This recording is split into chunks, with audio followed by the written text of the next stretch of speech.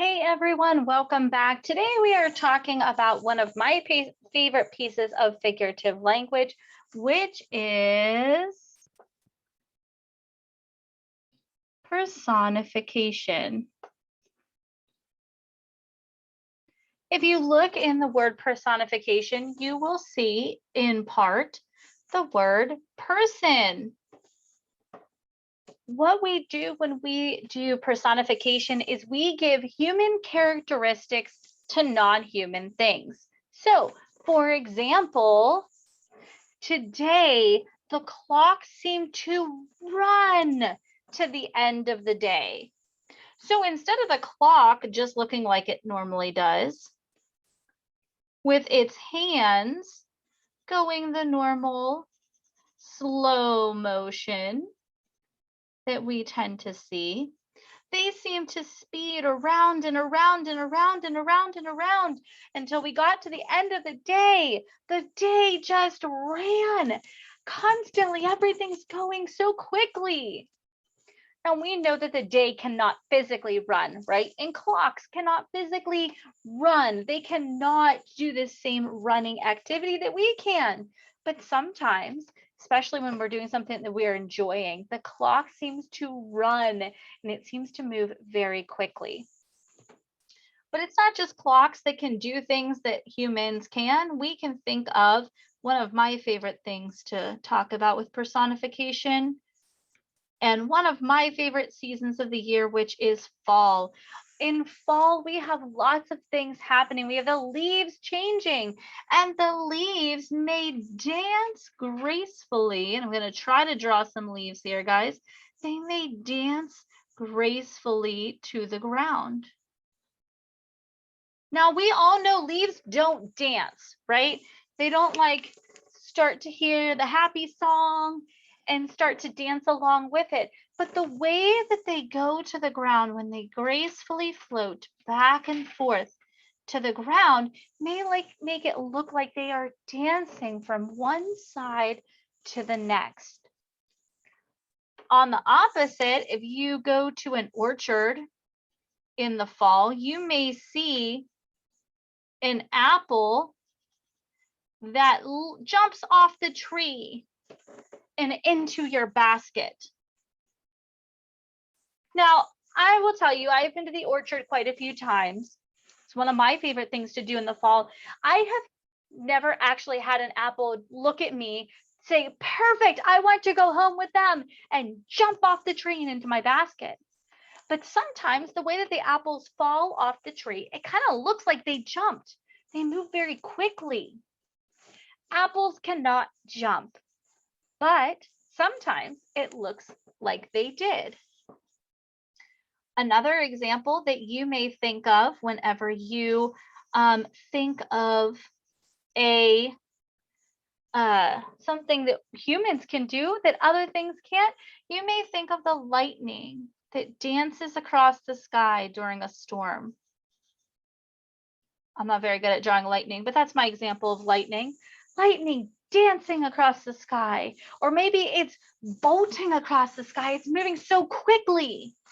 It charges across the sky, whatever it might be.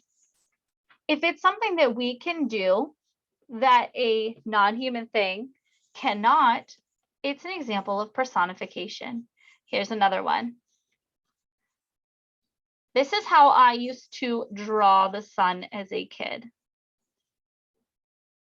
Maybe you did. Maybe this is how you do it today too. I used to draw the sun with a cool pair of sunglasses on. Maybe a little bit better than I do right now. And he was a cool dude, so he was always happy. Hello, Mr. Sun. He is happy today. The sun smiled at me as I stood in my front yard. The moon peeked out from behind the clouds to say hello. That's what it looks like right now outside my window. I have the clouds there. I'm going to use purple for the moon. Sorry, guys. I know it's not actually purple. But there's that moon peeking out to say hello to me from behind the clouds. Now, the sun cannot physically smile down on me, The moon cannot physically peek over the clouds and say hi. It sounds awesome. That'd be great if they did, but we know that that's not what actually happens. But we are giving human characteristics to non-human things.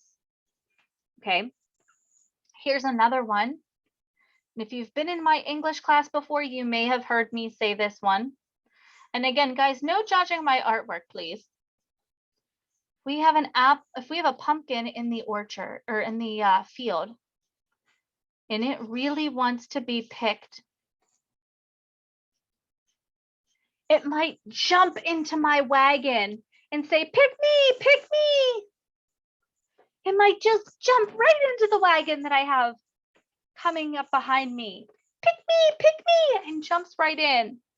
If a pumpkin literally jumped into my wagon and said, pick me, I'd be a little creeped out, I'm not gonna lie. But it sounds so much better than I went to the pumpkin patch and picked a pumpkin, right? I went to the pumpkin patch and a pumpkin jumped up and said, pick me, and I brought it home. That sounds so much more exciting. Personification really gives us a good way to look at what's happening and visualize what is happening. I could say the lightning is in the sky tonight, but if I said that it danced from one cloud to the next, or it sprinted from one cloud to the next, you'd be able to kind of see a little bit better. If I said that the apple jumped off the tree, it sounds better than the apple fell to the ground. If I say that the leaves danced gracefully to the ground and laid there like they were ready to take a nice nap, that sounds so much better than the leaves are falling.